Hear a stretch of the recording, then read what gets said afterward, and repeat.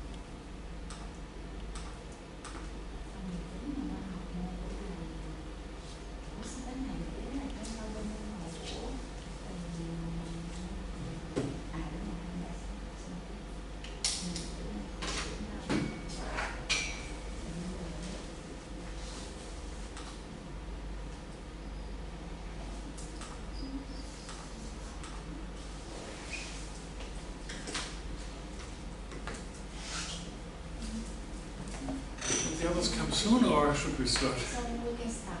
Sorry? We can start now. Okay. Other person. Great. Okay, thanks. Welcome back, dear students. Sorry that I'm a bit late today, but I had to do some urgent emails. By the way, do you follow the German news? Do you know what's going on in Germany today? Or precisely yesterday? The election, exactly.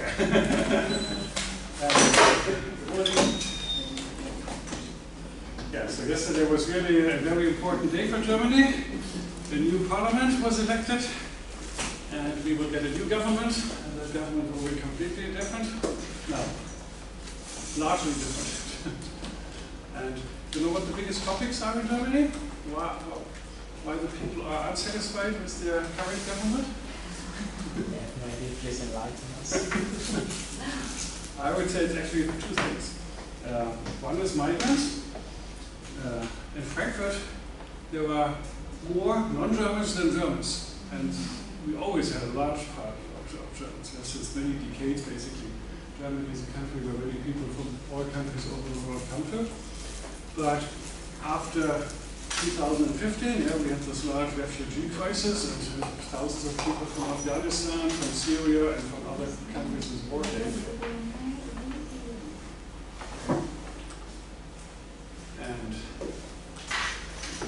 And these refugees basically cost a lot of money to the German taxpayer, but they are quite often also Islamic, and they are quite often terrorists. And so we had a lot of killings, and these people fight against non-Muslim people, and of course Germans are afraid of these people. And so they want a government that is more restrictive to at least these Islamic people that threaten our peace. And the second reason is, of course, economic reason. The policy, the politics of Germany has been focusing much on things like equality and making the economy more sustainable, more greener, and how to promote women and minorities and so forth. And economic growth was one of the limelight. And given that we are in a recession right now, since 3 years actually, our economy has not been growing. So the people elected in parliament, that is more focusing on economic growth. So this is a more conservative government that we will have in the future. Yeah, how was your city, your continental case? Who wants to just explain his experience? I just want to have some open words. Maybe you start.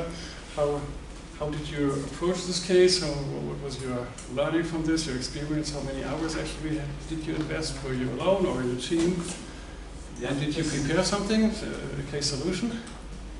Just a little bit. Until now, I think for me, I only get to the first analysis on the discount cash flow. Initially, I watched the example cases, then I tried to replicate it, but then it took me longer than expected to understand the new spreadsheet. Yeah. And also because there's two files. Right? One is the hard coded, and initially I opened the other file, and then I think there was some issue when the macro runs, so the number doesn't really. Yeah. I also couldn't open the other one. Yeah. My favorite students claim that they can. I don't know what's the difference. Yeah, but the hard coded can be opened. Right? Yes, and we recognize the hardcode files is the same with the Yeah. hardcode files, so we use over it again. Yeah. And we found that only the second one is the most important file. Yeah. So we can take the video Yeah. and another financial metric Yeah. from that to calculate the information. But so sorry, we discovered it at the last minute, so we just continue to So the two of us having You have slightly, one team? Yeah. so the two having slightly different approach. Because when I watched the example case, right, I think your student. You watched the video? Or? Yeah, I watched the video, Okay. and then he was saying, like, for example, for the free cash flow, you should use a historical one. Right? And in the example case, they actually download the consolidated statement, but then on the new case, I couldn't find any. Yeah. So so she was using all the information from the from the spreadsheet itself to kind of like reverse engineer and. You thought that the balance sheet is the wrong one, or what? No, there was no consolidated statement. It was. This is But the in con- annual report. Yeah. Yeah, I find myself on the annual report Continental. Where did you find it? So online. No, that's what I'm saying. I went online and I downloaded it, Yeah. but I couldn't find it within the folder that you But sent. if you find online the balance sheet or the financial statement of Continental, it is the consolidated one. Yeah, Yeah, it is difficult to find the unconsolidated one. yeah. So what I'm saying is, like, I use the number from online Yeah. consolidated statement, but then she's using she just play around with the spreadsheet and then she get the number. Yeah. So that is the two different approach. So we're not sure. So in the folder, was there no financial statement from Continental? Yeah. You had to download it? So yeah, so we Yeah, just went to probably. the web page and we Yeah. download the consolidated one. Yeah, but it's easy. Yeah, let's continue with you. How were your experiences with the case?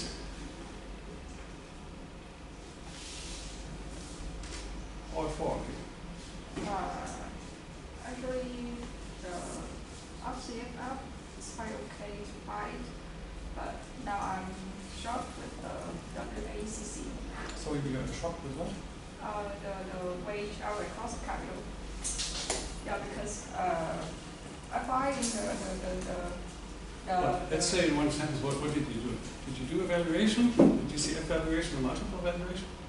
I do the DCF. ECF? Yeah. Okay. So you also conducted the ECF analysis. Yeah. Yeah. And you found the share price, the implied share price, or the implied firm value?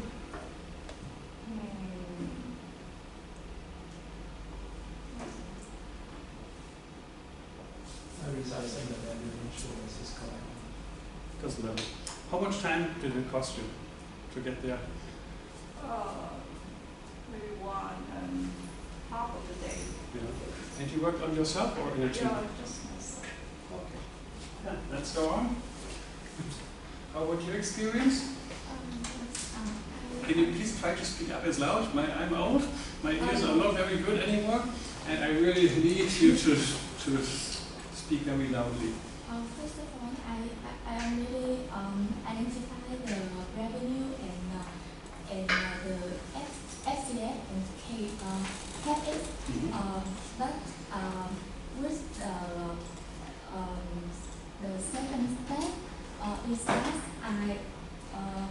I have a step when find the terminal value by the Gordon Brown model. Yeah. When complete the second two, I am step to the trading multiple, but the step two I am special. And you also did some trading multiples analysis? Yeah. I take the data from the company that's in the same market with trading multiple and transactional issues. Okay. And how much time did you spend on the case? And were you working alone or? It's 1 day and a half. Okay. Yeah, let's continue. How about you? I just follow your animation guide. Mhm. Um, first of all, I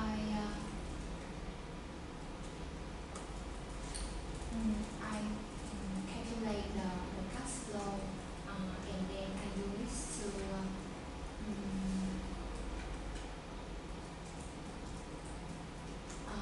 and then I incorporate with calculate QAAC ratio.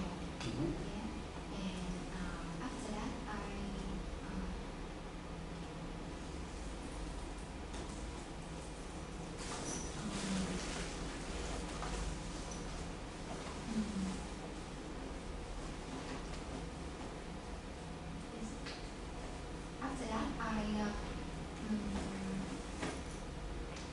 use this figure to calculate the EBITDA, but actually it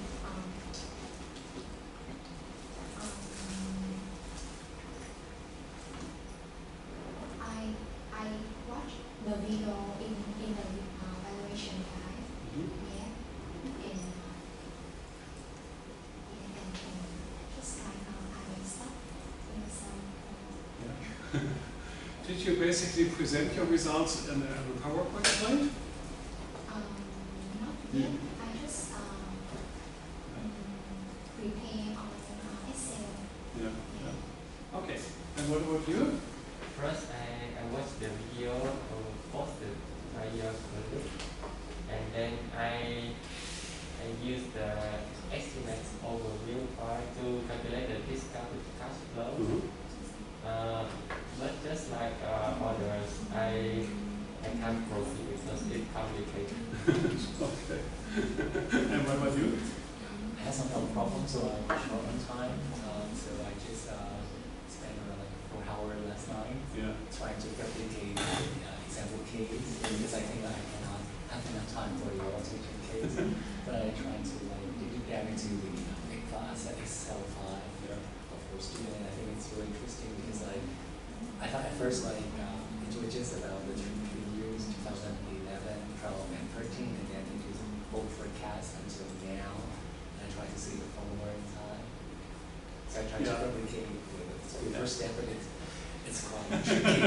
Like there's a lot of number, and I have to. So basically, you know, one night is not enough. Yeah. Yeah, absolutely. And now, lastly to you. So I watched the video one time during the discounted cash flow. Yeah, but just like the others, I had very tough time to understand the data Yeah. analytics. So I just try to look over the data and understand it, and also try to watch the example case. But did you come to evaluation? Did you apply one of these methods in order to find a copy value? No? Okay. Well, the good news is, there is no necessity. You don't have to turn in something.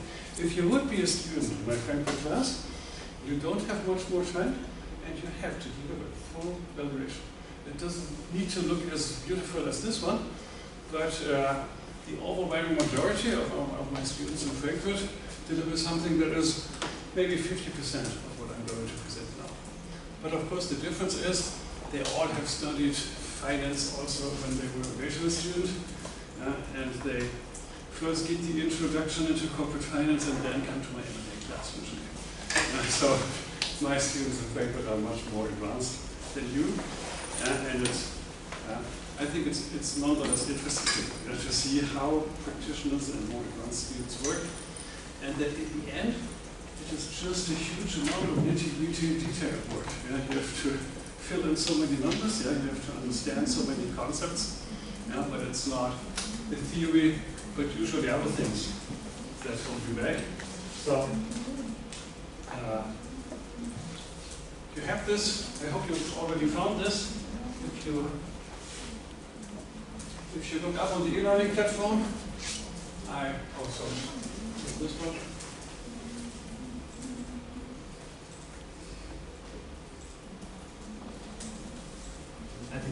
Yeah, on the e-learning platform under the folder of the case, I put the solution. And I rather recommend you open the solution because the letters are so small that you can't read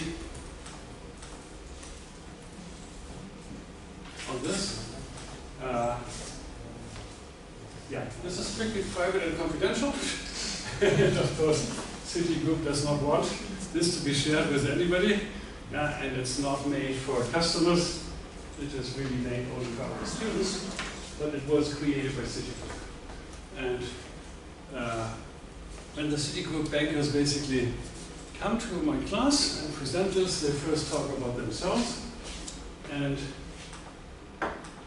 when you look at the team, well, it is only a small amount of people that do M&A in Frankfurt in Citigroup. Citigroup is a huge bank. It has 400,000 employees worldwide.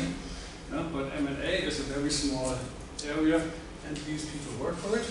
So what you see here is Goethe University, Goethe University, Goethe University, Goethe University, Goethe University.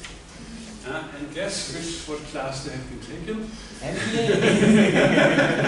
They all come from my M&A class. No, not all, but most of them. So, yeah, one thing to notice, in investment banks, usually people work long hours together, they know each other, and they tend to employ people that they know from the university, for example. So you will never see that everybody comes from a different university. Usually these people bring their friends to it, and networks and relationships clearly matter. And yeah, of course, the reason why they come always to my M&A class and invest such an amount of money, of time and effort to this class is that they also use my M&A class for recruiting and always look for good people. I jump over the next things there. They basically describe what Citigroup is, and it's just a huge bag. I jumped over all this kind of thing. And let's go directly into the Continental case study. And when M&A bankers start with evaluation, they first want to give a tiny overview. Before you start valuation, think about numbers and formulas. Of course, you have to know what you are talking about. And so basically, this is one important thing. You need to know the people.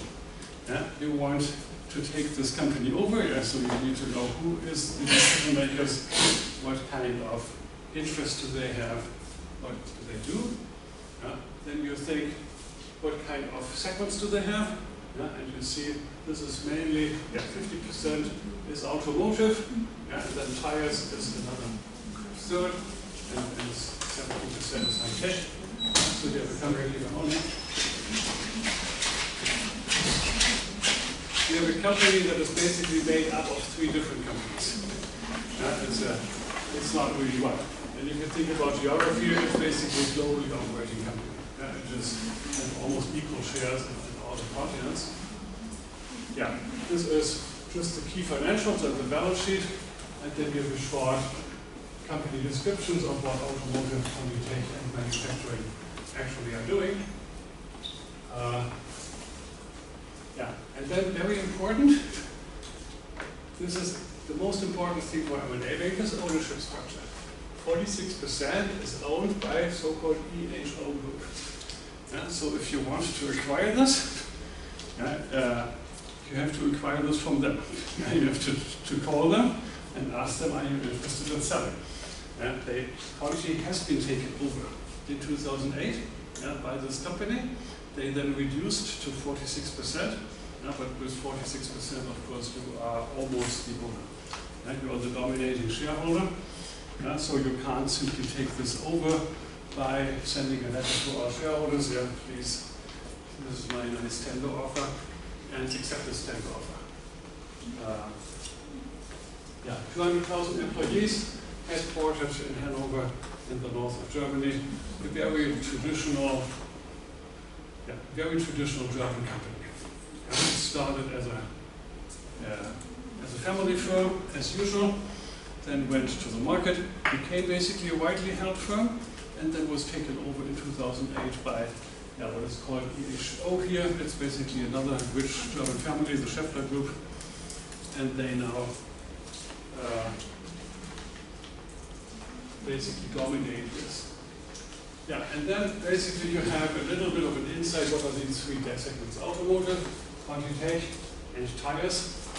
And we basically try to understand what kind of things they do. Yeah, they are in the safety, motion, architecture, networking, autonomous mobility, self-driving cars. And so these are the tech business areas. Tires is of course very easy. You just produce tires, and there are again different things. Yeah, and then this Quantitech kind of thing. For the valuation, that is not so interesting, but of course maybe there is something like a diamond among them. Yes, maybe Quantitech just has developed a patent, and that seems very precious and could turn the world around, or maybe they have some real problems here that if you know in which areas they are, maybe somebody else in the world is just conquering the market and using an artificial intelligence solution, and so you want to understand whether these markets are affected by special kind of movements. Yeah, then every investment banker looks into the past, and you want to understand the value. So you first look at the value compared to other benchmarks here over the last 5 years. And Continental right here clearly is underperforming these three benchmarks. That is the stock market index in Germany, the DAX. These are tire companies, because 50% roughly is Continental is a tire company. And then there are automotive peers and Quantitech peers. Basically, they have three peer groups here, and they compare them with those, and then basically say this is something like an average. Yeah, and but their peers have been performing much better. So just looking at the last 5 years, there seems to be an underperformance problem of Conti, for reasons that we do not yet understand. And then basically this always says for the last 5 years, Continental's share price performance was minus 47%. The Quantitech peer firms, this is not Quantitech, these are the peer firms that operate in a similar business segment. And they have made 85% plus. So clearly a reason to become concerned. Now this is the famous football field, and basically all my students get this PowerPoint, get this, what do you call it, template, and you have to fill it out. So if you are a student in the MA class, you have to put numbers to everything here. And if you are under time pressure, then you must have to work like an investment banker under time pressure. You cannot say, I did not finish this. You have to make some sensible assumptions, and then find something within the time that you have, because you are going to present in front of the board members of Continental, and you can't have empty spaces here. So, current firm value, the red line here is 20 billion. The current share price is 57 euro, and this is the area where the average values are in terms of theoretical valuation. You have a firm value range something between 24 and 29, and that is at least 20% or even 30% above. So Continental seems to be undervalued in the market, and the implied share price lies somewhere between 77 and 105. There's a premium of almost 50%. So as an investment banker, you would say, dear Conti, you are in danger. Somebody could come and take you over, offer a nice premium, because there is something wrong with you in the market, the market doesn't like you, and your share price is way too low when you compare this with all these methods. And as in the case that we saw Friday, let's really start with the last 25 weeks. Yeah, so the share price in the last year has been between 19 and 24. Easy and quick to do, to look up. Broker target price. You just have to look into all the broker reports, and they basically have target prices between 19.6 and 28. Yeah, so also majority is above the current share price. Yeah, there are 19 brokers, and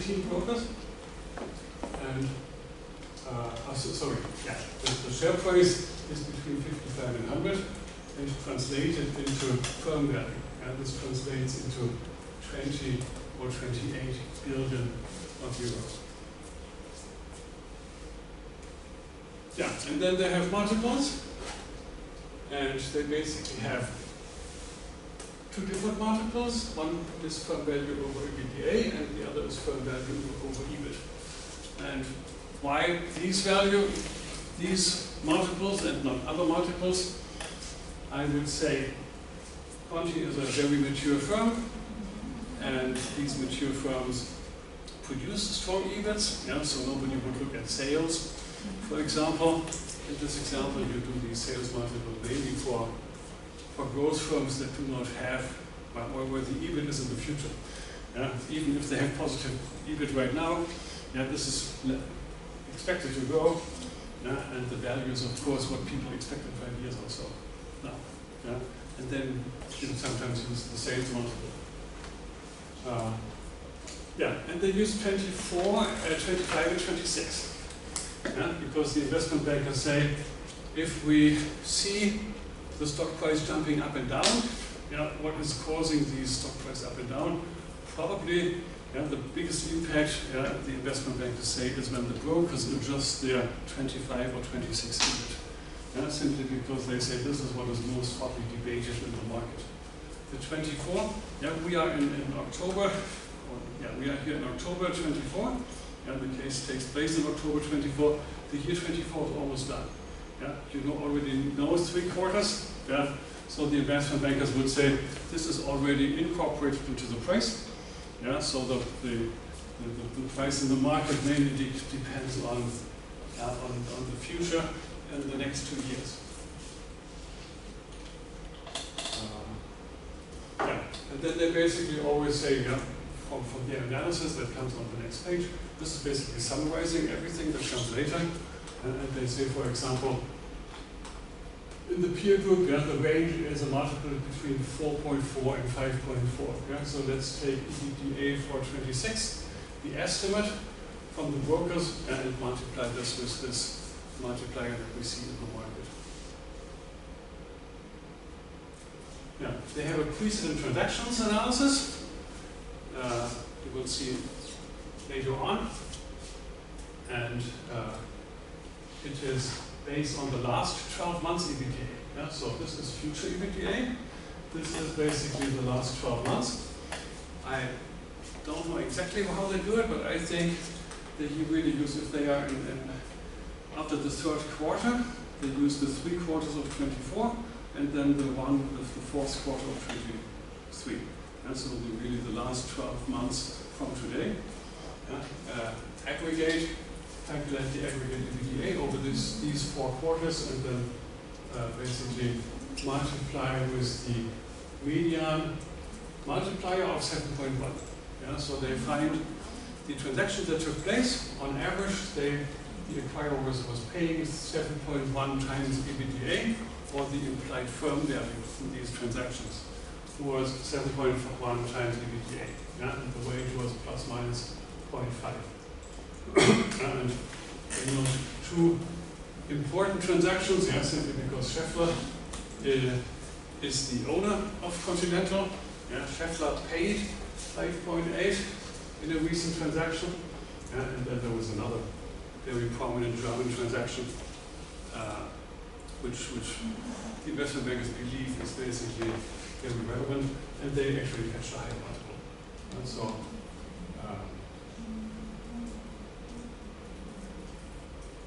so this basically, yeah, if you, yeah, then they have a DCF, of course, yeah, and the DCF is actually quite high. the implied values that they get, and we will get to this in more detail. And then lastly, they also do a sum of the parts. This is basically the 3 segments valued independently and then just added. And here is the firm value that comes out of it. Sorry, here is the firm value that comes out of it.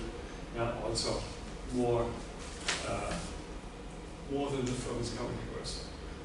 So in the end, of course, you see the dotted red line is far to the left, and that company looks undervalued.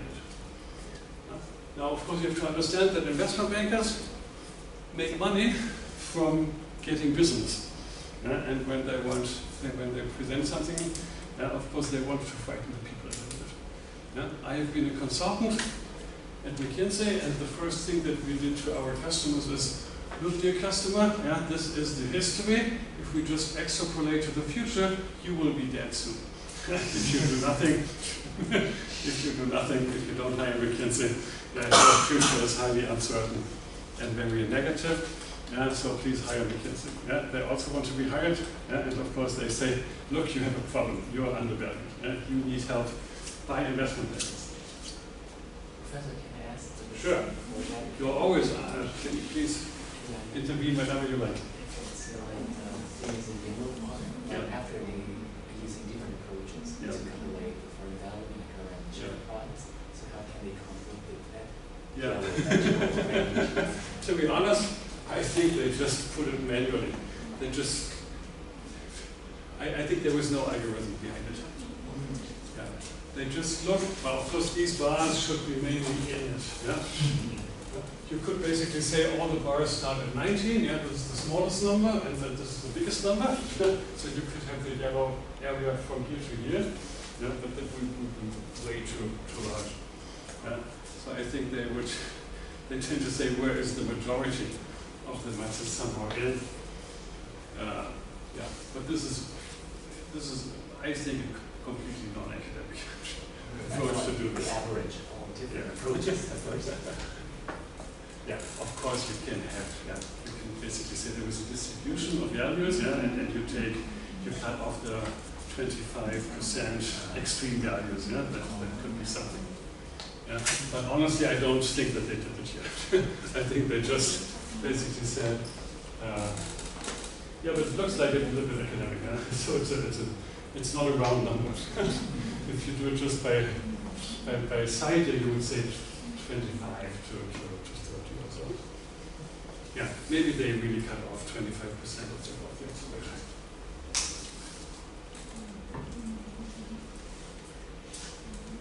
The first thing that when you do evaluation, of course, you have to make your own assumption, but you first visit the reports that other people did, that really do this professionally and that think about this company. And here are the broker recommendations. Again, LTM stands for last 12 months. So these were all reports that have been written in the last 12 months. And most important is buy, hold, sell. So the buy are basically people that believe that this is an undervalued stock, and you see roughly 50%. Our buy recommendations, roughly 40% is hold, and only a few people here is sell recommendations. So if you take this as face value, you would say the brokers are on average more optimistic than pessimistic. But to be true, to be honest, if you just look at the overall average of all broker recommendations, you will have much more buy recommendations than sell recommendations. That's not only for Continental, but for almost all companies. Why is this so? Of course, companies hate sell recommendations. Brokers are asked to be neutral and unbiased, so actually they should have as many sell as they should have buy recommendations. But they are a bit reluctant to basically publicly state sell recommendations, because then the company says, oh, these brokers don't like us. Citigroup is very pessimistic towards my company, don't hire Citigroup as an investment banker. And so brokers, although they are asked to be, officially they are neutral and unbiased, but of course, just looking at the overwhelming majority of buy recommendations, that's obviously not the case. Yeah, and then the key topics. Yeah? This is of course important. Yeah? If you just read the broker reports and think about what are the most important topics that these brokers write about, yeah, it's restructuring. And the reason is very simple. In Europe, in 10 years from now, we will stop the production of combustion engines, yeah, traditional engines that run on petrol, and only electric cars will be allowed. Yeah? Continental is a large producer of parts for traditional cars, yeah, so they have to reconstruct the whole business in order to migrate to battery electric vehicles. Second topic is the spin-off of the automotive division. Yeah? So people basically say, yeah, this automotive division, 50% of the firm, yeah, will perhaps be cut off. Yeah, there are plans or discussions or at least proposals in the world. Yeah, I think the owner, the Schaeffler family, and also the Continental board had announced that they are thinking about this. Yeah, maybe they really cut Continental into two pieces. And the spin-off is an M&A transaction where you basically create two companies out of one. Yeah, and you could simply say, really cut the company into two pieces, yeah, and create two shares out of one share. Yeah, so maybe the Continental share is only this part remaining, and every owner of one Continental share get one new share that is called automotive share, yeah, and then basically every shareholder has two shares in his hands from two different companies. Yeah. That's a rather easy operation. Yeah. The share is basically handed over like a dividend. And this spin-off is a transaction that creates two companies out of one. And this has been discussed, and that's why this spin-off of the automotive division is something that seems to be important. Yeah, so that's why you do evaluation by parts. And just look what is the value of the automotive part independently, and what is the value of the rest. Yeah, and then profitability. Yeah, this company has a profitability problem. Just by looking at the peer firms in the same industry, they seem to be a bit more profitable. So that is the biggest topic, and maybe the reason why they are undervalued. Yeah. Now this is something. Yeah. Did anybody? Well, in the DCF, you went to the equity bridge. Yeah, in the DCF, you calculated firm value, and then. Yeah. Once you have a firm value, well, the DCF basically gives you only the firm value. Yeah. And then the next step is what do you have to add and subtract in order to come to the equity value. Yeah. In the textbook, this is just adding the cash and subtracting the debt. Yeah. And here in this case, of course, the question is what precisely is cash and cash equivalents. And this company, for example, has 224 million in short-term derivative instruments. And this is something where most people would not recognize the cash position into it. Yeah, but if you just sell these derivatives, you can turn them into this amount of cash. Yeah, it's basically derivatives that have been used for hedging, derivatives on the US dollar, for example, for hedging, and they made money. So they treat this like a cash equivalent and add this to the cash. Yeah, and there was something called associates.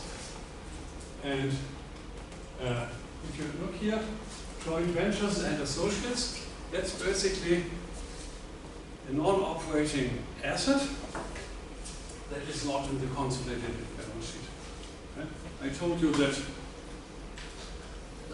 if you own 75% of the subsidiary, you will see on the balance sheet 100% of the assets, and you have this minority interest on the other side. Yeah? But if you own only 10% of something, yeah, you just bought some shares of a company, and it is less than 50%, yeah, then the assets are not included in the balance sheet. All you see on the balance sheet is, I have an asset for 10% of shares in the company. And this is what they call associates. Yeah, it's minority investments, and they treat them like another asset like cash. Yeah? When I buy the firm, I get the cash flows, but only the cash flows of the machines that I see on the balance sheet. Yeah? And then I also have some other investments besides cash that I buy. Yeah? It's like another asset, like a house or real estate, yeah, that they own, but they don't use it for the production. Yeah. In the debt, well,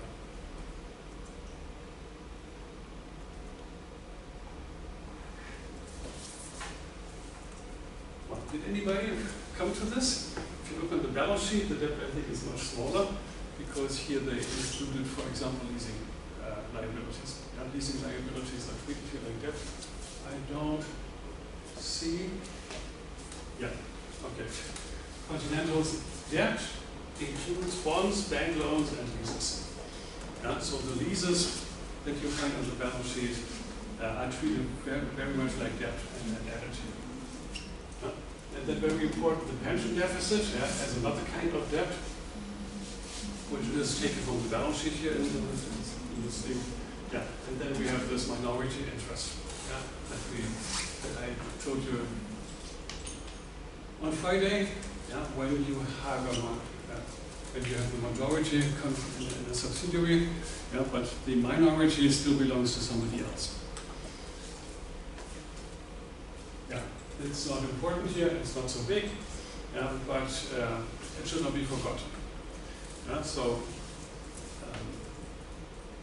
yeah, when you are in an interview and are hired by an investment bank, yeah, this is typically some set of the questions, that's a part of the questions that you may be asked about, yeah, how do you treat minorities in the DC evaluation, and then you should say, yes, they are on the balance sheet, and I find them on the liabilities, and I treat them like debt, yeah, because this is the part of it's actually equity, yeah, but it's equity not owned by me, by somebody else, yeah, so from my perspective, this is something that I don't own, and therefore I subtract it. Yeah, and what is of course, this is only illustrative, yeah, because from every valuation method, of course, this changes here, yeah, depending on whether you use multiple or DCF or so. But these things here will always be used in order to find the equity value from the firm value. Yeah, on the football field, yeah, you saw at least 10 different methods to find the firm value, yeah, and you always make this firm value to equity value bridge, yeah, and then basically subtract, look at the difference, it's roughly 8.5 billion, yeah, the difference between firm value and equity value.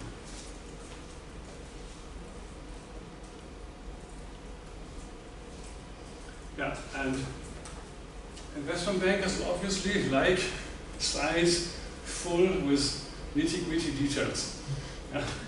When I was at McKinsey, I learned there are PowerPoint slides. There were two types, American style and German style. And in America, the letters are that big, and in Germany, the letters are that big.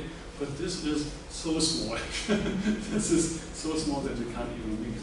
And if you present something, of course, well, the Americans love it, yeah, that they don't have many words to read. Yeah, so they use huge font sizes, yeah, and just put the key message on it. Yeah. This is overburdened with information, and you can't actually present this to anybody. It's more like a dictionary where you can look up something if you are interested. Yeah. But you see many things. Yeah? You see automotive quantitative tires, and you see all the peer firms. Yeah? So they basically identified these three segments, and they said every of these segments have peer firms, yeah, which will produce tires, for example, or which are similar to quantitative. Yeah? And then basically you can discuss with the customer, yeah, whether this is the right selection of peer firms. Yeah? The quantity management team may say, no, Goodyear is really completely different. Yeah, they do cheap tires. Yeah, we do expensive tires. Yeah, we are in the high quality tire segment, and therefore we don't consider them as a competitor. And then you say, okay, let's just take him out, yeah, and take somebody else in. Yeah, Continental. Okay, we start here with market cap and firm value. illustrative, yeah, and then of course Continental has only one aggregate market value, yeah, and one aggregate firm value. Yeah. These firms, all these firms here are only tires or only ContiTech, yeah, and if you compare them with these firms, then it basically should conclude that you value three different parts and basically add them together, yeah, when you value Conti. Yeah. Conti is a conglomerate made of three basically different parts, and all the other firms here are basically focused firms. Yeah, to produce only tires or only automotive and so forth. Yeah, and then basically we get the most important statistics. Yeah, what is the sales? Yeah, so how big are these companies?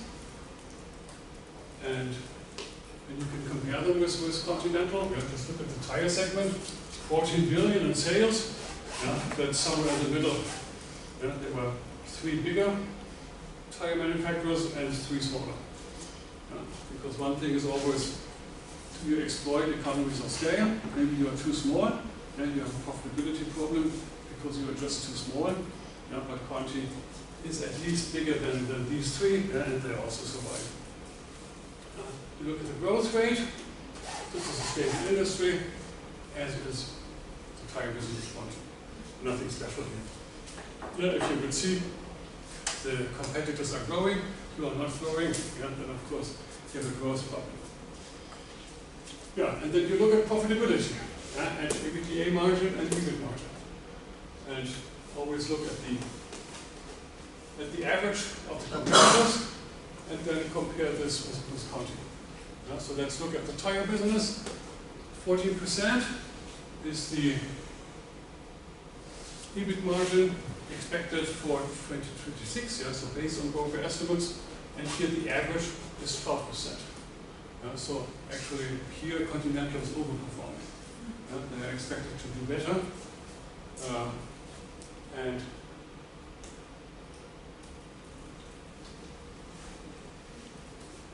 but if you look at today, 19.5 EBITDA margin, this is no, it's only average. So the tire part of the company seems to do well, but then look at the other things. ContiTech, for example, on average you have 20%, something like EBITDA margin. ContiTech has only 30%. Yeah? So the competitors are really 50% more profitable. So the ContiTech sector clearly has a problem. And if you look at the automotive sector, I think that's roughly in line. So there is there is no special thing to observe. Yeah, and then you start with valuation benchmarking and basically look at all these peer firms and calculate their multiples. Yeah, so this is firm value over sales, which again I think is not really the most relevant here because this is a mature industry. Firm value over EBITDA, firm value over EBIT is probably more interesting. And then basically say, look if the market, look at Goodyear, for example, a well-managed firm, they trade on 10 times EBITDA, you trade only at 7.9 times EBITDA. This is basically a very early indication of an upside potential, and that Continental is undervalued. And it's even worse in the longer run. 8.8 compared to 5.8. But again, 5.8 is an average of all these. If you look at the tech multiples, for example, the tech part should trade at a much higher multiple. But again, Conti is a kind of mixture. It has something of all. But if you compare this here, these numbers with these numbers and with these numbers, the tech firms are trading at much higher multiples. So the ContiTech part should actually contribute to a much higher value as the others, if it would be as profitable, of course.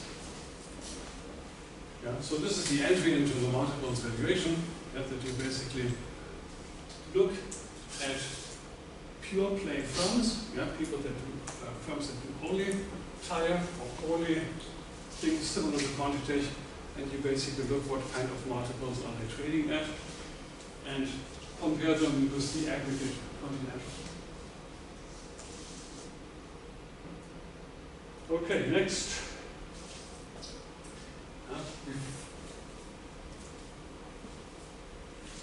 Again, if you just look at the ordering of the slides, yeah, Continental does not start actually with the nitty-gritty details like the DCF details.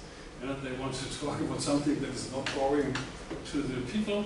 Yeah, they are supposed to present this to the Continental board, yeah, and of course the Continental board is very much interested in comparing their own company with the market, yeah, talking about EBITDA multiples that they are also familiar with. Yeah, so this is clearly informative, and the nitty-gritty part with the DCF really comes at the very end. Yeah? So the investment banker will then basically talk about recent transactions in the market where Conti is in. And highlighted here are the two that the investment bankers think are highly relevant for them, simply because the first one is with the bidder company Schaeffler, which is basically the majority owner of Continental, yeah, the big shareholder. They just they bought Vitesco, and then some other use of lighting products. Carlens basically that was taken over by a private equity firm, and again, look, they basically look at the firm value of EBITDA. It seems that this is the only thing that people are interested in. When somebody buys a cool firm, he is basically paying a multiple on the EBITDA. That's at least how practitioners express these prices. If you would simply state the firm value there, large firms of course have large firm values. This is not interesting or informative. This is the way how practitioners basically look at these firms. And again, why so much? Why so small letters? Because you want to impress the people. I have so much market knowledge. I know every detail. But also maybe for the senior investment banker. When Citigroup is presenting, an analyst, maybe a student, prepares all the details, and then the senior executives basically get to read this presentation before they go to the customer, and they basically can carefully prepare themselves for the reading, and hopefully, of course, have followed the industry and know something just from the press from these cases. If you just, I think investment bankers usually follow the financial press every day. So Financial Times, Wall Street Journal is clearly something that they read on a daily basis, and in particular all the takeovers or all the investment banking deals within their industry. If they are in the automotive industry, investment bankers usually operate in industries. An M&A banker is then working, for example, on the automotive industry, only nothing else. And then, of course, you are expected to know all these transactions without, of course, these transactions have no direct implication for the value of Continental. And now we go to prepare basically the valuation. And when you just think about, for your DCF, you need to add the sales of the future. So where you always start is with actual. Actual means history. This has been written down in the balance sheet. The last 12 months, or no, here is 2023. A stands for actual. This is basically out of question. 41.4 was the sales last year. Then you have 3 years that are called consensus. And consensus simply means the investment banker did not make his own judgment. He just uses the so-called consensus, and the consensus is nothing else than the average of broker estimates. 19 brokers cover this firm, where they all write what they believe is the sales of the next 3 years. They maybe also broker estimates far out in the future, but maybe only very few, and then they say, okay, from the year 2027 on, yeah, the information provided by brokers is too scarce, and we do our own estimate. Yeah? And what you see is basically the gross estimates. Yeah? And from 4.3 down to 1.5, yeah, that is the typical migration to something like a long-term growth.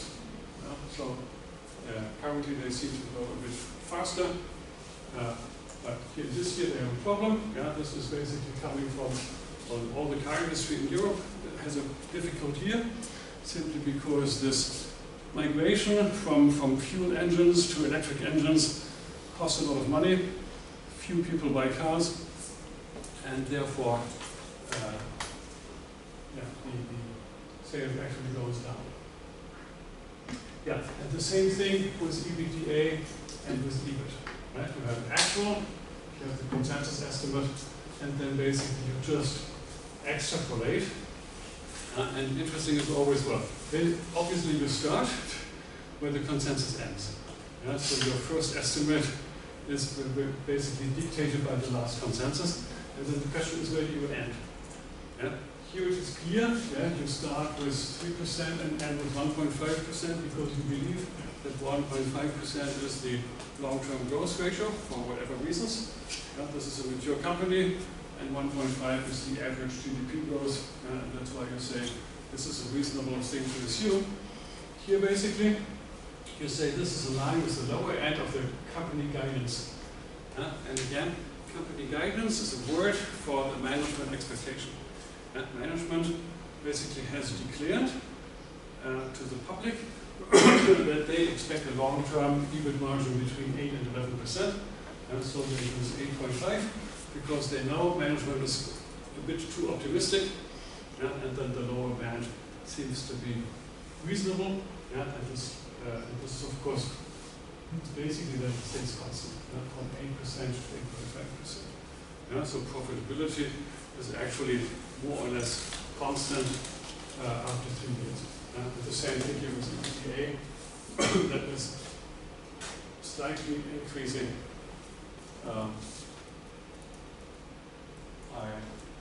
I actually don't know what exactly the assumption behind is. Yeah, and then CapEx, which was the most important. There were many lines in the DCF, but the CapEx line is very, very important in a quantitative manner for the free cash flow, and therefore they start in the same way. Currently, 5.9% of sales is the last year's depreciation. The brokers basically say this is likely to increase to 6.3%. However, they did this, and then they basically apply something like flat, and this is consistent with what the company says. The company basically says in its future expectation that they believe something between 6 and 7%. So the idea is really to use available information to base your estimate on what brokers say, what the management says, and then of course some own reasoning, which you find sensible.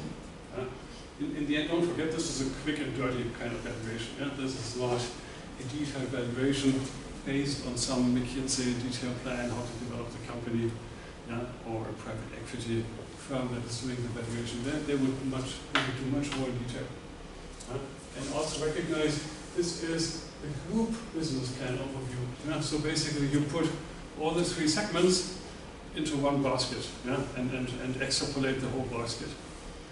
I honestly believe that every acquirer would always plan the 3 segments separately. They would have 3 valuations for the 3 business segments. But here I think mainly for our experience at Frankfurt, they did this one aggregate estimation. And here's their TCF. So let's concentrate first on the upper right hand. This is the spreadsheet that basically is in our textbook, and that needs to be filled with numbers. And you saw, by the way, the video that you saw, the voice that you heard, this is not George, my PhD student of today.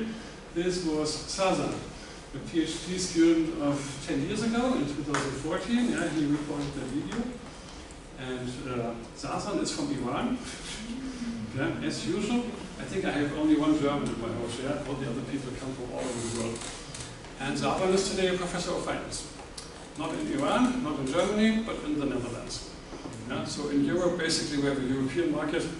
If you are good in English, yeah, in the Netherlands, professors usually teach in English, yeah, so you don't need to speak Dutch. Yeah, Sazan cannot speak any word of Dutch. He is living in the Netherlands, yeah, and basically surviving only on the basis of English. Yeah, and a guy from Iran living in Netherlands, not talking Dutch, but talking to his students in English, and all the Dutch students basically, like here at VGU, all the programs. I think Dutch is, Netherlands is famous for having almost all English-speaking programs, at least on the master level. And yeah, so so it's not it's not an average PhD student basically that recorded this. Yeah, and again, yeah, I think you all saw this, yeah, the percentage margin, yeah, in order to become familiar with this. By the way, if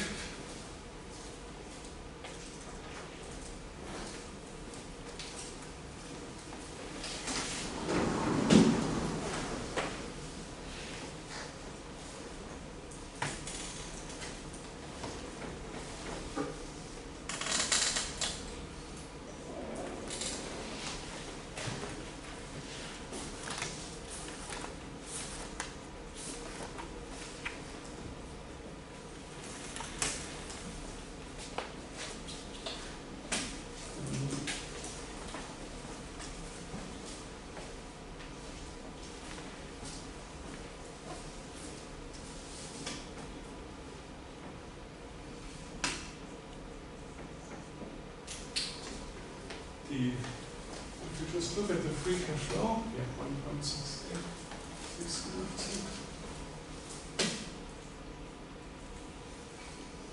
And the other one is 1533.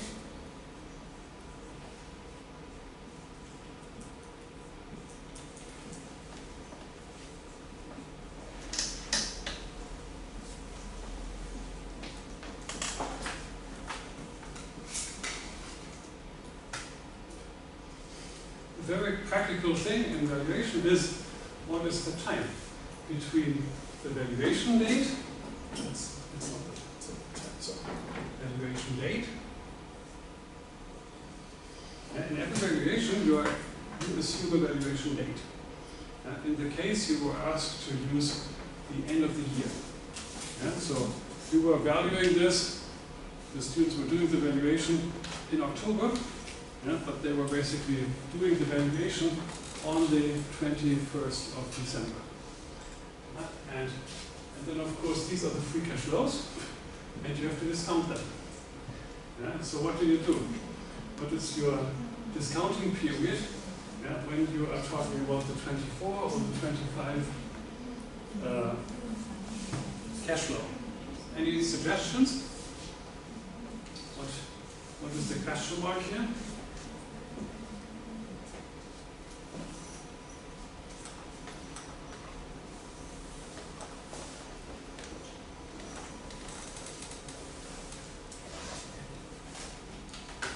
Let's start with this guy. When is the free cash flow of 2025 happening? Is it happening at the beginning of the year, at the end of the year, in the middle of the year? Yeah. If it's happening at the end of the year, yeah, then it is 1 year away. Yeah. So if you assume, yeah, that this free cash flow is happening on the 21st of December of 2024, yeah, of 25, sorry, 25. Yeah, then of course you put in a 1. Yeah, because from the valuation date to this date is exactly 1 year. Yeah? But does it make sense to assume that all the cash flows arrive on the last day? What would you consider? I tell you what practitioners do. They simply say the cash flows are happening all over the year. Yeah, from January to December. Yeah, so right in the middle is basically the average cash flow. Yeah, cash flows have a time to maturity between 0 and 1. Yeah, so the average is 0.5. Yeah. And suppose we would do the following thing. Suppose we would say, let's value the firm after 3 quarters. This date actually doesn't exist. Let's put the 30th of September. Yeah. Then you would say, this cash flow here is, on the average, is in June 2025. Now we have September. And then, of course, you would say, this is 3 quarters. Yeah, 9 months to go. Most students basically only know 0, 1, 2, and 3 because this is what they learn from the textbooks. But of course, in the real world, you have other numbers like this, and you basically should do the discounting appropriately. Yeah, and this here, of course, is already passed. Yeah? And on this valuation date, this is already past history, so you should put in a 0 here. Yeah? Because the 0 has the effect to take this away, and then this is basically not discounted at all.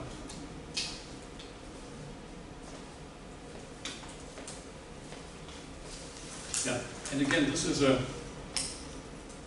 often heard question in a recruiting interview. You are asked, what do you do when you have a valuation date of in the 3rd quarter in the discounting framework.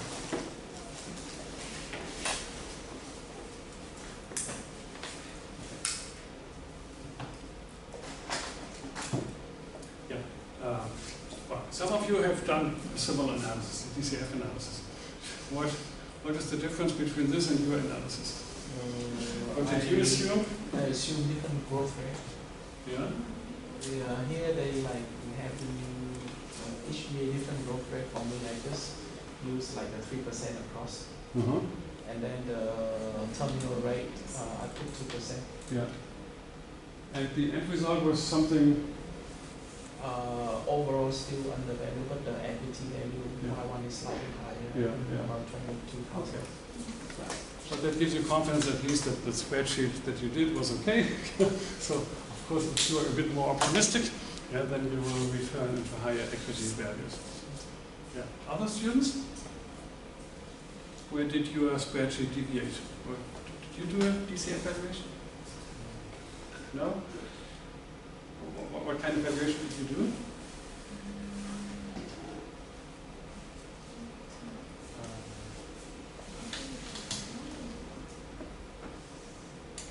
Well, how did you spend your weekend?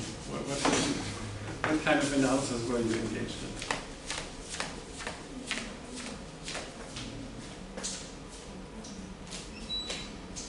I don't know. I'm considering. Yeah, but have you been working on the case over the weekend? I read the. Yeah, okay. Yeah, well, I would say investment bankers start with reading, but then they have to stop reading when the time is running out. And quite often earlier than you wish, you are forced basically to produce something. Students always think, oh, I'm not familiar, I don't know this all, so I have to continue reading in order to become an expert. But you will never become an investment banker that way. Investment bankers are not experts. Investment bankers are people that finish on time. So, if they don't have the time, they basically shorten the things, make them simpler, and of course, quite often also do things like, I do some simplifying assumptions, basically. But that's, if it's just this takeaway from the weekend, that is good. Right? You should give an indication on how it is to work under time pressure and build this all out. This was basically done by a student who was working for Citigroup. Of course, she had more time than you, and she had professional help in doing this. Yeah, they basically said the long term, this is called the permanent growth rate, and that's what it stands for. There are so many abbreviations, but easy to find out. Just when I don't know what these things mean, I usually say in a valuation presentation by an investment bank, I read the term PGR, for example, what could it mean? And ChatGPT is usually guessing correctly. Yeah, and then the WAG on average, they take 1.5 and 9.5 as the base case, and then basically find the firm value of 29 and an equity value of 20, and then translate this into 9.7 EBIT multiple. Yeah? Interesting here. Yeah, this is actually the finding. 20 billion is the market cap of equity. Implied share price is actually not there. But when you present it here, you basically say this translates into 9.7 times the 2025 EBIT. Yeah? Just in order to express this in a way that people find more easy to understand.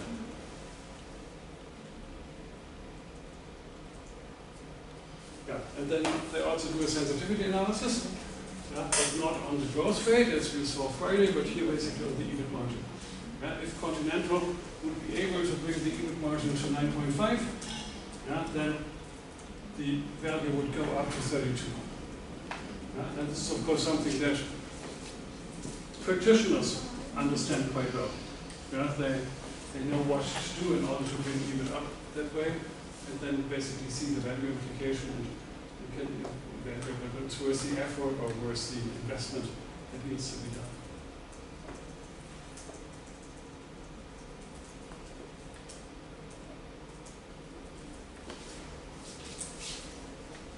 Yeah. Did any of you did the WACC calculation?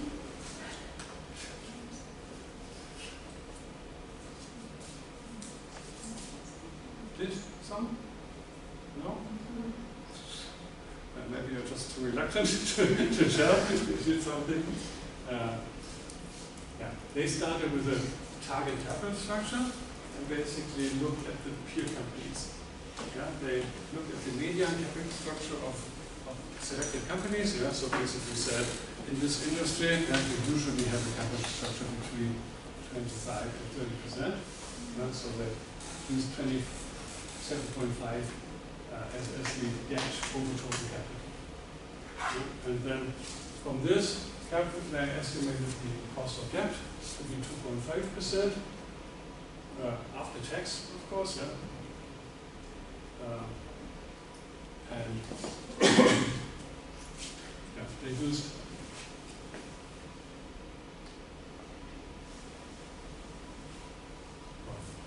because you know all the details that come into. Let's look at more interesting assumptions here.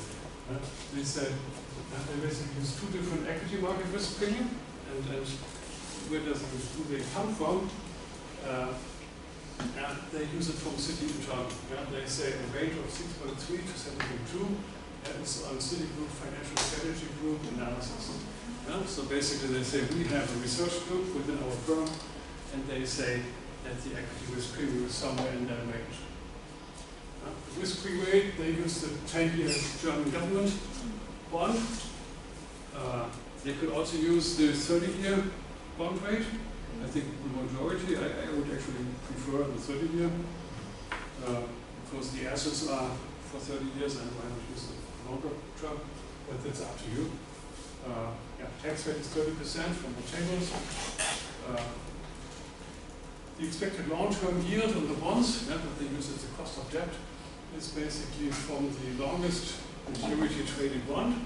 They basically look into the bond market, look for bonds that have been issued by Continental, and basically conclude that they trade at 3.6. And what other? All the things. And the formula is not in here. Now this is interesting. They also looked at the broker reports of because brokers also do a DCF analysis, and brokers also do their own WACC calculation. And they have these WACCs here. Yeah, so the median WACC is 9.2, which is, again, what is the WACC here?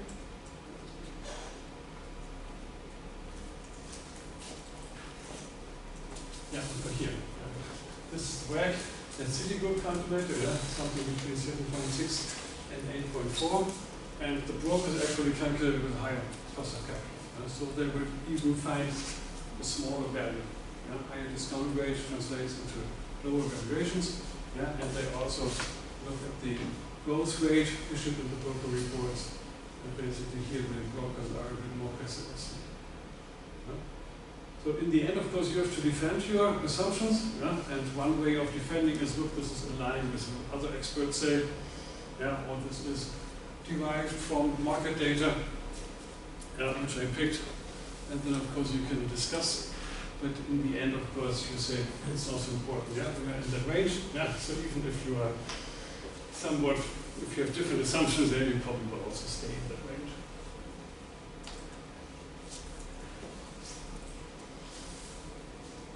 Okay. And then come some more valuations that you have not been asked for. So if you were the student in my M&A class, this would not be your obligation to do.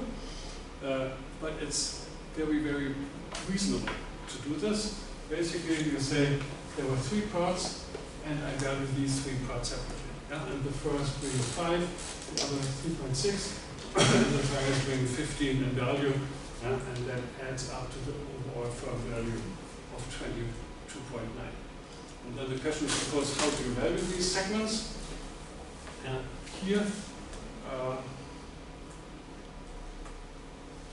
it is said, segment firm values calculated as average of brokers' segments firm values. So you do it very simple. You don't do an all valuation. You basically just look at the broker reports and find whether they have segment values and just take an average out of this. So this is basically not any analysis, just reading, taking out the numbers and taking averages. So the brokers claim that the automotive section has a firm value of 45.4 on average. You know what this holding stands for? There were 3 segments that contribute value, but then there was something that destroys value. It's minus 1.2. Any idea what the 4th business segment of Continental is?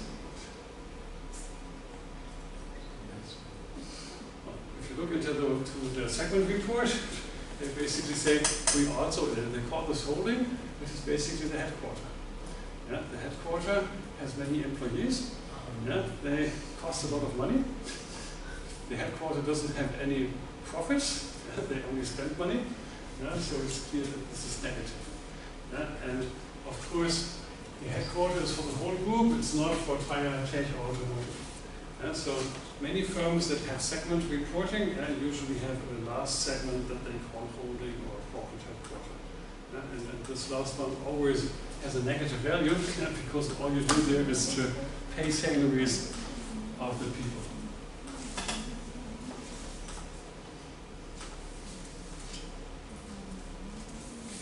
So that is the firm value. And then basically, Citigroup basically said this is an implied multiple over sales or an implied multiple over EBIT. But this is really implied. That means if you pay 15 billion for the tire business, you would pay 7.5 times the expected next year EBIT. Just in order to make this a bit more transparent, what the value actually is. And then you do the same bridge adjustment that we had before. There's this minus 8.6. The details were on the slide before. And then you come to the equity value and you compare with the current market value. The market cap is 11.5. So you have a 25%. And that's of course the reason why the company is thinking of a spin-off. The company is currently thinking to basically take this automotive out of the firm and leave only the rest within Continental. If this valuation is correct, then you could increase the share price by 25% if you just make 3 corporations out of this one corporation.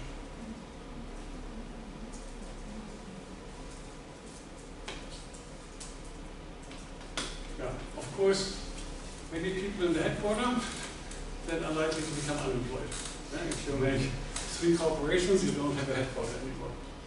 And therefore, managers usually don't like this. So you need a lot of shareholder pressure in order to force that through. Continental was actually much bigger some years before. Continental has already divested a large part. This problem of Continental that they have a quite low value, or that they have what we call a conglomerate discount, has been prevailing for years now. And one big divestiture was the 2 years ago. Was the result. And now the plan to divest the next segment. Maybe in 5 years from now, we may have all these segments trading at separate corporations. And the pressure is of course increasing on the stock market. It's too low. These companies basically understand that if the stock market goes too low, they will be taken over, or they receive a nice takeover offer, and then even the majority owner, who now basically says, we believe in Continental, we will not sell, but if the price is very attractive, then of course they are likely to sell. So that's what the Conti Management Board closely watches. That's it.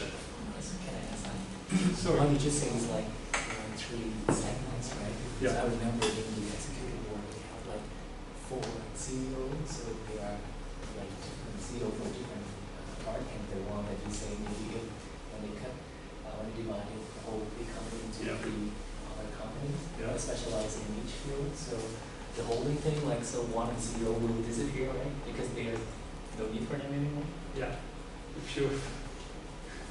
If you really think about you cut this company into 3 parts. Of course you think about what is the future of these people. Here is one who is doing only tires. So he will become the CEO of the tire company. Here is somebody who is doing Conti Tech. He will be promoted to become the CEO. But here is a chief financial officer. Maybe he becomes the chief financial officer of one of the 3. But then is basically degraded and has a smaller company. She is doing HR. So maybe she stays as an HR manager, but only for one of the 3. So she also will have reduced responsibility. He will stay here. So there were 3 that are basically already like CEOs, and these 3 that may have to go. I think he clearly needs to go. Because if these are the 3 future CEOs, they also call them, they already call them CEOs. Actually, you would not call them CEO.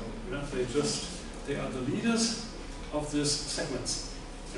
But the true CEO is this one. He's called here the chairman. He's the boss of Conti. And he's the one who would need to go probably, if this goes through, and probably needs to also. When the headquarters is cut down, they only take the business segment people, and but the risk is also to many more other people.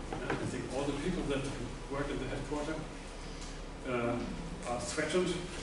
Some people you may meet in the business segments, but those likely will simply go home and say, no, you don't need this overhead kind of central planning anymore. And when you now think that this is, that looks like an enormous amount of work, because there were so many data involved here.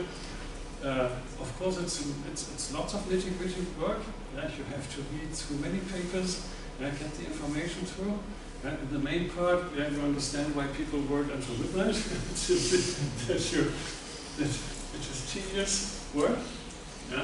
It's clearly not something where you need a highly intelligent people for, but nonetheless, investment bankers usually are the brightest. And the reason is probably not that you need the intelligence, but you need speed and you need endurance. you can't tolerate errors and mistakes. Yeah, so you need at least a gut feeling. Is it in the right order of magnitude? Yeah, or is there an error in? And and investment bankers are never perfect. Yeah? No investment banker has the time to really read everything and get that through. Yeah? So they will upload the broker reports in ChatGPT and simply ask them, dear ChatGPT, is there anything about segment values in there which I can use, or is there anything like estimated EBITDA for the next years? And then ChatGPT will basically, hopefully, be able to get the numbers out. Maybe the bank has an IT system that already allows you to get the information quickly out of it, because reading the reports is really the most time-intensive thing. In particular, if you have to read the whole financial report. You saw it for Louis Vuitton. That's really digging into the original material means you have to read reports that are 200 pages long, and you really have to. But if you did it 10 times, you know precisely what table you have to do. It is with repetition you get much faster. And then depending on which bank you work in, they may have computer systems where the most important things are already stored. And of course Bloomberg also has the most important thing already prepared. So as an investment banker you would be very fast in retrieving most of the input numbers. And then of course you have this valuation template, the spreadsheet that you also found on this thing. Basically you just input the numbers into the valuation spreadsheet, and then basically all the reports are automatically produced. And there are style templates for PowerPoint. So as a practitioner, you don't have to create those parts. Like this thing here, of course, is already prepared. It's a PowerPoint slide that takes the number of a spreadsheet, and you just have to fill in these numbers in the spreadsheet, and then the slide is automatically populated with the data. So that's what makes, of course, the work much faster and more convenient in reality. And it also gives you a hint what good investment banks are good at. They have these templates and have lots of programmers basically that link these template PowerPoint pages to the Bloomberg data, and makes it easy for you basically to produce something that is impressive.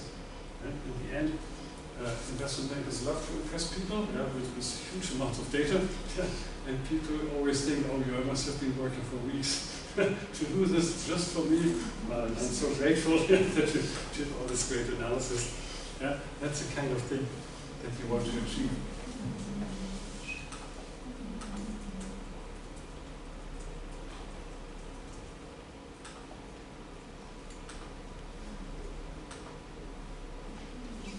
Okay, before we move on, was this too much for you? I think you have been a bit overwhelmed. Would it be better to do something more simplified, or did you enjoy this exercise? What is your impression? Professor, actually I had the same experience like you shared before, because I was working in industry as the data processing, and my work daily is to when we receive a new job, we have to read a lot of material to find the each line of text that we could reduce for our customer. So when I received that this assignment, I need to do it again. That experience before. So maybe this was a bit too much of a shock for you, because you basically said I would have to do so much reading before. When it relating to the policy of the human benefits. Policy of what? Benefit for policy. Policy for employee. And we need to reach nearly 100 material. Because each year they produce new policy for the the two cases that you were taught here, the time case and also this case. You basically learn the American way of learning, and the American way of learning is I throw tons of material at you, and you basically have to find your way through it. If you read this 20 pages of the time case, 18 pages can be directly thrown into the waste paper basket. They are not needed to answer the question. It's only 2 or 3 pages where the information is on. So, and this is of course typical in a real world situation. You have access to all kinds of information, all documents from the corporation, but you have to figure out yourself what is relevant and interesting for you. And selecting what is important to read and what is not important to read, and you can just read over, is very, very important. And in the case of investment banking, of course, here, in the valuation case, the same thing. The original data is in the financial report, 200 pages long. Where should I start and stop reading? And basically you realize I can only do this if I already know where this is. So I directly go to the cash flow statement, or I directly go to the earnings statement, and I know what the depreciation is, or I just Google through the document. Basically, look for all the parts where depreciation is mentioned.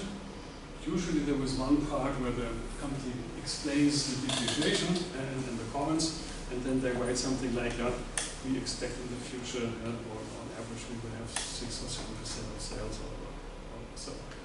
This is something you can't read the whole document, but you have to find this piece of information, and therefore it channels the reading. And I think reading with technology support is all you need to train. Of course, it's important, but real investment bankers, I think, have read at least 1 or 2 statements really in full, or at least diagonally, in order to understand what are the parts. And if you don't know what is in the different chapters, then you basically search in the number of chapters. As a practitioner, you know there is something in the comments of the balance sheet, and that's what I look for, and then I search for a buzzword, and then you can basically retrieve the information. So you need to become an expert in understanding what you want to retrieve, and then of course either using Google or AI in order to get access to this information. Okay, shall we have a little break, or are you still fit? Maybe it's more. Okay, small break. Okay. Then let's have only 5 minutes of a break, just for coffee, and then at 1:45 we continue. Thanks.